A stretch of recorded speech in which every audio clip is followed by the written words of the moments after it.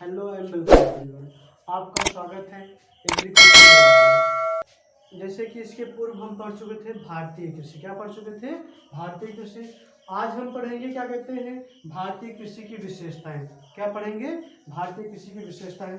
भारतीय कृषि की विशेषताओं में हम जानेंगे कि जो क्या कहते हैं भारत की क्या कहते हैं 54% जो संख्या है वो उसकी जीविका क्या है, उसकी जीविका एक प्रमुख संसाधन है। क्या है? जीविका की एक प्रमुख संसाधन है कृषि। जिसके अलावा यह राष्ट्रीय आय का प्रमुख स्रोत है। कुल राष्ट्रीय आय का लगभग 5वां हिस्सा कृषि से प्राप्त होता है। 5वां हिस्सा का यहाँ पे तात्पर्य है लगभग 20%। कितना? 20% क्या कहते हैं कृषि से ही पूर्ति होती है। उद्योगों को कच्चे माल की भरपूर आपूर्ति होती है। सूती वस्त्र, तंबाकू, शर्करा आदि उद्योगों का कच्चे माल मिलते हैं। जैसे सूती वस्त्र की बात करते हैं, जैसे कपड़ा मिल हो गई, साड़ियाँ हो गई, और क्या कहते हैं इनमें कपास हो गया, ये सारे क्या है कच्चे माल है। तंबाकू की बात करेंगे, तंबाकू में क्या कहते हैं जो हमारा उत्पाद है वो तंबाकू से किया जाता है। इसके बाद शर्करा के लिए क्या कच्चा माल है हमारा, यहाँ पे गन्ना है और चुकंदर है, जो क्या कहते हैं शर्करे के रूप में प्रयोग किए जाते हैं मिलों, जिससे क्या कहते हैं शुगर बनाई जाती है, चीनी बनाई जाती है, पूर्ति द्वारा ही की जाती है। हमारे यहाँ कृषि में श्रम की प्रधानता है। कृषि का अधिकांश कार्य किसान हाथ से करता है। जैसे हम बात करते हैं तो जो हमारे यहाँ की कृषि है श्रम पर आधारित है। क्या है? श्रम पर आधारित है, क्योंकि श्रम पे ही क्या कहते हैं करके अधिकांश क्या कहते हैं काम जो है हाथों द्वारा करते हैं, क्योंकि यहाँ मशीनीकरण का उपयोग बहुत कम ही है। कृषि का अधिकांश कार्य किसान हाथ द्वारा करता है। किसान क्या करता है? हाथ द्वारा ये क्या करते हैं काम करते हैं। इसके बाद अन्य देशों की तुलना में हमारे यहाँ कृषि का योग भूमि क्या है, क्षेत्रफल काफी कम है। जैसे अगर बात करेंगे अन्य देशों की, तो जो हमारे यहाँ की कृषि की क्या कहते हैं जो क्षेत्रफल है वो क्या है अन्य देशों की तुलना में कम है। और इस भारत में पैदा की जाने वाली फसलों से चाय, जूट, कपास, तिलहन व मसाले आदि के कारण कृषि का राष्ट्रीय व्यापार में महत्वपूर्ण योगदान है, जिससे क्या कहते हैं भारत एक अंतर्राष्ट्रीय महत्व बढ़ा है। जैसे हम चाय की बात करेंगे तो चाय के उत्पादन में हमारा क्या स्थान है? प्रथम स्थान है। और जूट है, कपास है, तिलहन है। तिलहन का यहाँ पे तात्पर्य है कि तिलहनी फसलों से। किससे है? तिलहनी फसलों से है।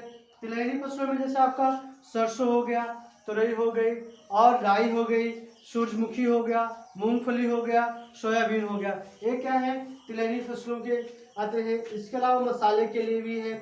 मसाले आदि के कारण क्या कहते हैं इनका अंतर्राष्ट्रीय में क्या हो रहा है महत्वपूर्ण योगदान रहा है।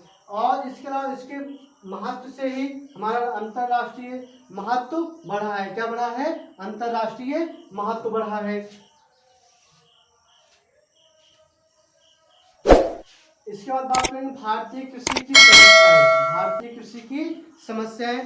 भारतीय कृषि की समस्याओं में सबसे महत्वपूर्ण भूमिका है कृषि की वर्षा पर निर्भरता। जैसे क्या कहते हैं कृषि की वर्षा पर निर्भरता का यहाँ पे तात्पर्य यह है कि जो हमारा क्या कहते हैं सिंचित और असिंचित दशा है। क्या है? सिंचित और असिंचित दशा है, जिसमें क्या कहते हैं हमने अपनी पिछली कक्षा में बताया था कि यहाँ का 48% क्या कहते हैं 48% जो भाग है वो क्या है सिंचित है, और 52% जो भाग है वो क्या है असिंचित है। क्या कहते हैं 48% तो जो क्या कहते हैं वर्षा आधारित खेती होती है, लेकिन जो 52% होती है वो क्या होती है हमारी असिंचित है। ये क्या कहते हैं जब सुविधाएं उपलब्ध होती है सिंचाई की तभी क्या कहते हैं यहाँ पे खेती की जाती है। सेकंड नंबर पे आता है जोत का आकार छोटा होना। क्या होना? जोत का आकार छोटा होना, मतलब क्या कहते हैं इसका क्षेत्रफल क्या होता है कम होता है, यह भी एक समस्या है। दूसरा प्रति हेक्टेयर कम उत्पादन होना। प्रति हेक्टेयर कम उत्पादन होना यहाँ से तात्पर्य है कि क्या कहते हैं उत्पादन जो इसका होता है क्या होता है, प्रति हेक्टेयर कम होता है। दूसरी है मिट्टी कम उत्पादनता, जैसे मिट्टी की क्या कहते हैं कम उत्पादन, से जितनी लागत लगाते हैं उससे क्या होता है हमें उत्पादन क्या होता है कम मिलता है।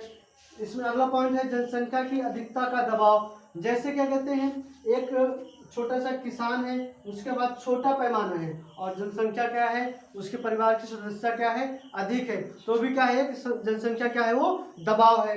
अगला पॉइंट है इसमें क्या कहते हैं रूढ़िवादी किसान। रूढ़िवादी किसान का यहाँ पे तात्पर्य यह जान लो कि जैसे किसान है, हमारे बड़े बुजुर्ग या पूर्वज जो थे एक ही खेत में दो ही फसल लेते थे। क्या लेते थे, एक खेत में दो ही फसल लेते थे, धान और गेहूं लेते थे।